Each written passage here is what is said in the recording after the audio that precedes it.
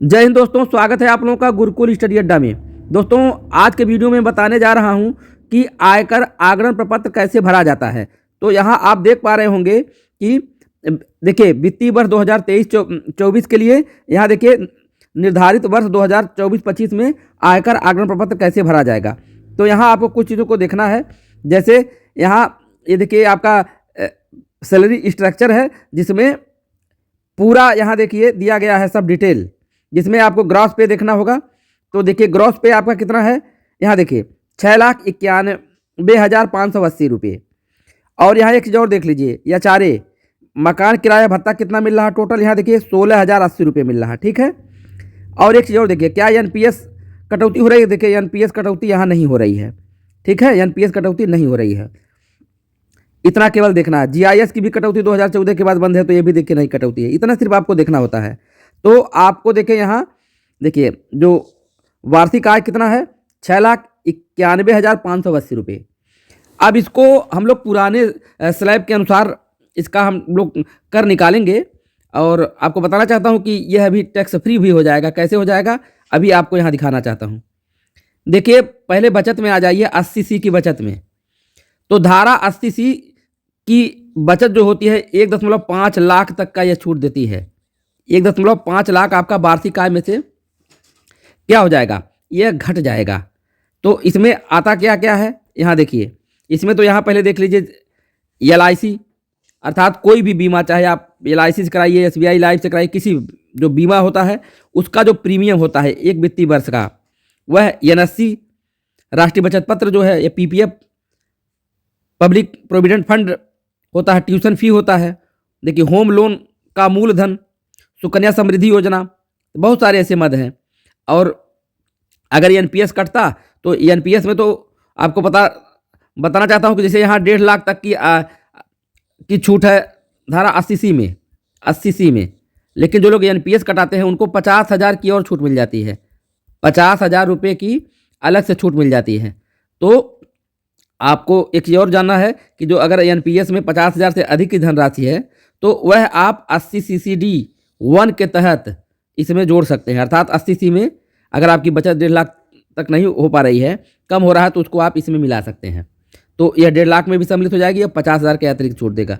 तो 80C में अब इन मदों में देखिए इनके द्वारा देखिए 1.5 लाख रुपये की बचत हो जा रही है। बस अब कुछ करना नहीं। अब आगे देख लीजिए, यहाँ देखिए, यहाँ देखिए पूरा वार्षिक आय इनका 6,91,580 है। और 50,000 की देखिए मानक कटौती 50,000 ये डायरेक्ट कम हो जाता है। ठीक है। तो 50,000 मानक कटौती में देखिए स्टैंडर्ड डिडक्शन 50,000 रुपये तक है। तो यह 6,91,580 में से ये 50,000 घटा देंगे तो अब देखिए कितना हो गया धनराशि। यहाँ देखिए 6,41,580, 6,41,580 हो गया। ठीक है। अब इसमें से देखिए ये 1.5 लाख घटाएं, देखिए 80C का की बचत कितना है, 1.5 लाख तक है। सीधे इसमें 6,41,580 में से यह 1.5 लाख घटा देंगे। तो अब 1.5 लाख घटाएंगे तो अब देखिए 4,91,580 यह कर योग आया गया। अर्थात जो टैक्स बनेगा वह कितने धनराशि बनेगा, 4,91,580। अब आपको बताना चाहता हूँ पुराने स्लैब के अनुसार यदि यह कर योग आय 5 लाख के नीचे आ गई तो 1 भी रुपया कर नहीं बनेगा। कैसे, उनको रिबेट मिल जाएगा। किसका मिलेगा अभी आपको बता रहा हूँ। अब यहाँ पहले देखिए, पहले टैक्स निकाल लीजिए। तो देखिए जो गणना है, देखिए 2.5 लाख तक का है। वरिष्ठ नागरिक के लिए 3 लाख और सामान्य के लिए 2.5 लाख। 2.5 लाख तक के लिए देखिए यहाँ देखिए यहाँ कर कितना है, 0%, तो 0 हो जाएगा। अब यहाँ 4,91,580 में से 2.5 लाख निकाल लेंगे, उस पर कोई कर नहीं लगेगा, शून्य हो जाएगा। आगे देखिए 2.5 लाख से 5 लाख के बीच में जो धनराशि है, तो यहाँ देखिए 4,91,580 में से 2.5 लाख आपने निकाल लिया, और जो पैसा बचा इसमें से 2.5 लाख घटाने के बाद उस पर 5% टैक्स निकालिए। तो 5% जब उस पर टैक्स निकालेंगे तो बनेगा कितना, 12,079 रुपये बनेगा। 12,079 रुपया देखिए बन रहा है। लेकिन ये आपको छूट दे देगा। देखिए धारा 87A के तहत छूट मिल जाएगी। कितना, देखिए धारा 87A तो पूरा 12,500 की छूट देता है। 12,500 की छूट अधिकतम, यह क्या है, अधिकतम है। लेकिन इनका टैक्स कितना बना था, इनका टैक्स बना था देखिए 12,079 रुपये। तो 12,500 की छूट लेने की आवश्यकता नहीं, जितना है उतने की छूट ले ली, तो 12,079 रुपया ये देखिए इनको छूट मिल गई धारा 87A के तहत। धारा 87A के तहत छूट किनको मिलती है? जब 5 लाख से कम कर योगा रहती है। देखिए इनका कर योगा कितना 4,91,580 है, तो इनको इसका छूट मिल गया, तो इनका टैक्स कितना हो गया? जीरो हो गया। अब जब ये जीरो हो गया तो सब सरचार्ज जो भी यह शिक्षा उपकर सब जीरो हो जाएगा, क्यों 4% लगता है, जब टैक्स बनेगा तभी लगेगा 4%, जब जीरो है तो सब जीरो हो जाएगा। तो इनका देखिए देय आयकर, देखिए अंतिम में देखिए शुद्ध देय आयकर कितना है? ₹0 है।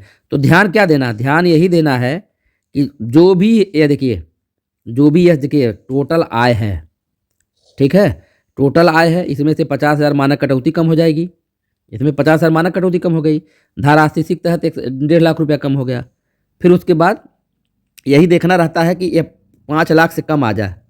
बात समझिए। अब एक चीज़ और यहाँ देखिए, जैसे इन्होंने मकान किराया भत्ता कितना दिया था? 16,080 रुपया मकान किराया भत्ता मिल रहा है।